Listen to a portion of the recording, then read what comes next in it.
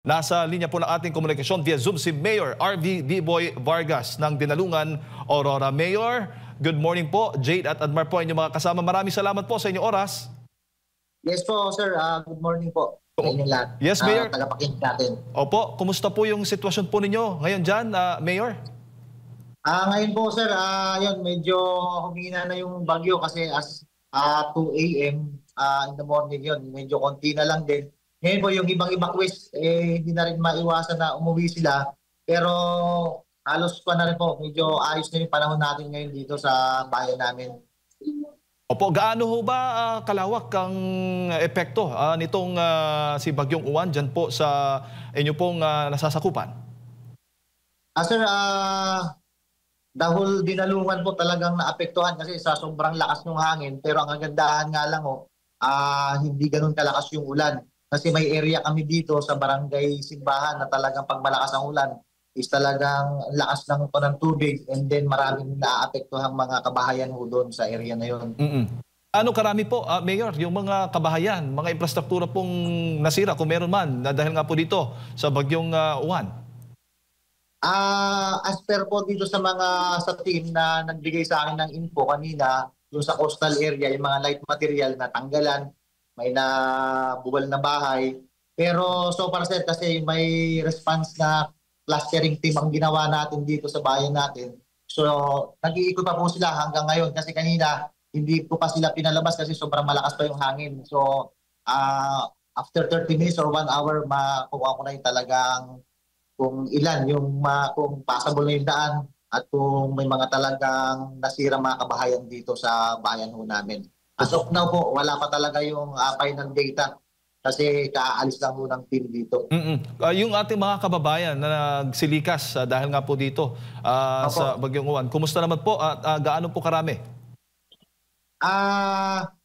Kahapon po yung mga nag-evacuate sa ating mga evacuation center, ang individuals is 4,333. And then yung sa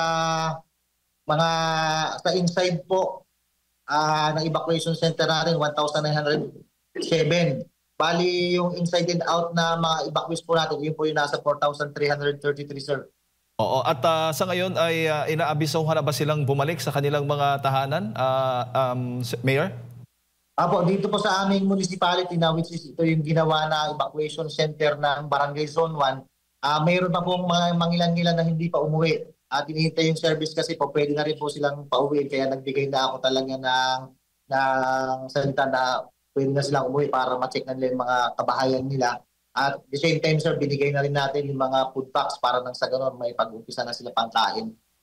Opo, pero may mga lugar ho ba dyan sa inyo pong sa Dinalungan na medyo bahain talaga, Mayor? High risk po sa mga pagbaha o may mga landslide po kayo na itatala? Ngayon sir, merong area sa amin na talagang binabaha pero hindi pa naman talaga dinadaanan yung kabahayan.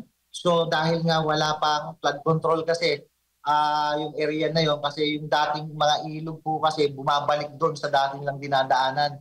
So may mga malalapit na kabahayan pero so parang wala pa naman pong dito yung pangyayari sa bayan namin na talagang binaha pa po. Wala pa naman po sir. Opo. At kung ikukumpara mo sa mga nagdaang mga bagyo, Mayor, gaano ba po hindi mo bang yung maisalarawan, gaano kalakas itong Bagyong Uwan na naranasan po ninyo sa lugar? Sir, base sa ma-explain ko yung nakaraang pipito, so dito kasi po sa Uwan, medyo mataas yung hangin niya. And then kasi po sa pipito talagang napakababaho nun. So yung affected dito lang ho sa mismong poblasyon is hindi ho ganun katindi sa nangyari sa pangyayari ng pipito po.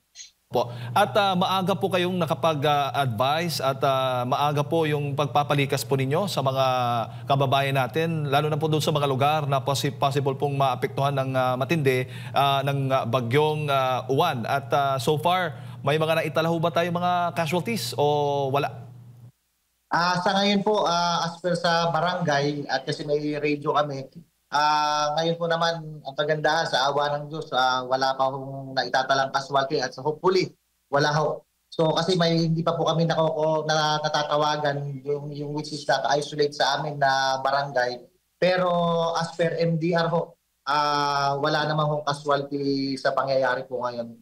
Po, bago ko lipasok kay Partner Admar, meron ho ba ang mga personal o ano ba yung mga pangunahing pangangailangan ngayon ng Dinalungan Aurora kung meron man po para po sa mga kababayan natin?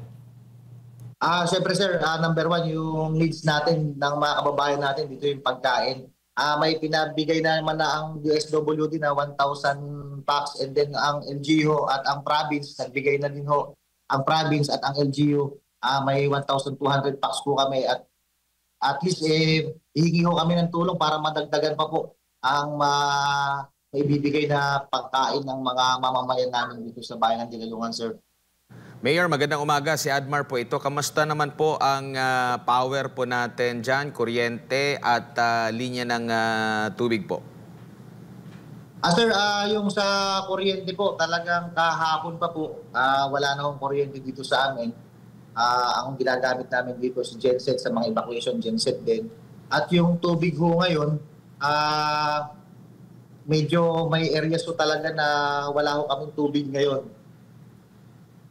Opo, At may opo. naapektuhan ng area kasi pinapakontak ko po yung doon sa mismong water system namin, mga operator ho doon kung ano yung nangyayari. Opo, at hindi po first time, no? Lagi pong sumasalubong kayo dyan sa inyong pong bayan sa mga bagyo po, no? Halos kada taon talagang merong dumadaan po dahil nakaharap po kayo sa Pacific po, no? Pagawaan ng bagyo. Isa rin sa hamon dyan, nabanggit nyo po, wala kayong kuryente, no? Simula pa kahapon. Tumama sa kalupaan, dyan po sa inyong lugar, alas 9:30 ng gabi or pasado alas 9 ng gabi. So, ibig sabihin nito, yung ating mga kababayan talagang walang tulugan po at madilim dyan sa inyo pong lugar sa Dinalungan nung kasagsagan po ng pananalasan ng Super Typhoon Uwan. Opo sir, tama po. Talagang kahapon pa po. Kasi bali yung 9:30 sir, bali second hit sa amin yun. Yung natapos yung eyewall niya, yung 9:30 hanggang 11. Andun yung kalakasan niya, pero nag-start siya sir na binayo kami ng hangin dito 7:30 hanggang 9. Yun yung unang hit dito sa amin sir. Opo. Sir, yung pinakamalubhang nangyari po dyan sa inyo pong bayan po? Sir, ulit mo, ulit. Pinakamalubha na nangyari dyan po sa inyong bayan? Kung may compare ko sir sa Pipito, mas matindi ho yung Pipito compare po ngayon sa Uwan, kasi ang kagandahan po dito dahil tumaas ho yung hangin, hindi kapares ng Pipito na talagang mababa. So ang daming sinira dito po, kasi kung titingnan ko dito sa kapaligiran dito sa mga municipal building namin, hindi ho siya ganon katindi. Pero talagang sobrang lakas din po.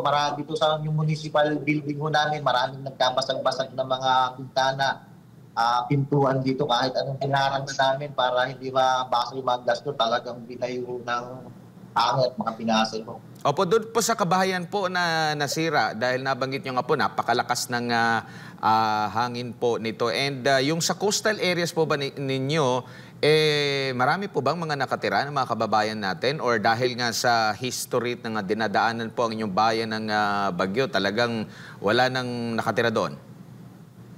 Sir, dito po kasi ang pinagkakakitaan ng tao dito is more on sa fishing.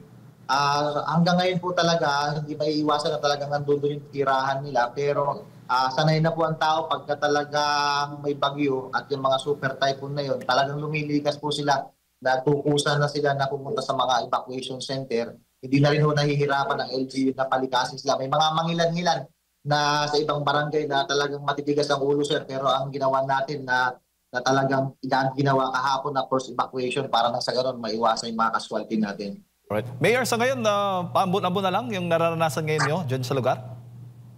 Sir, ulit po. May mga pag-uulan pa rin po ba, ambon, dyan po sa lugar po ninyo? Ngayon? Meron sir, panakalaka lang, hindi siya katulad na wala siyang dalang napakalakas na ulan.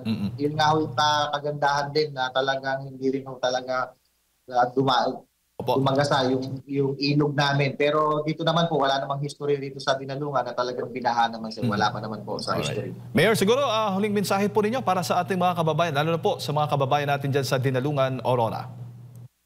Para ho sa aking mga kababayan dito sa bayan ng Dinalungan, Aurora, pasalamat tayo sa ating Panginoon na talagang ginabayan tayo. Una sa lahat, salamat sa pakikipag-cooperate ninyo at asahan ninyo tayo ang ating national agency, provincial, ay talagang hihingi tayo ng tulong at nakaready silang tumulong para nang sa ganon maibigay ang mga pangangailangan nyo at ang lokal na pamahalaan nandito para tulungan at talagang ramdam naman niyo sa panunungkulan natin talagang ang gobyerno nilalapit po natin sa mga tao. Kaya mga kababayan, maraming salamat at sa pag-ooperasyon nyo at tayo ay binigyan talaga ng Panginoon na tayo ay maging safe sa bayan natin sa nagdaang Super Typhoon Uwan. Maraming salamat po, Mayor, at ingat po kayo. Sige sir, salamat din po sir. Salamat.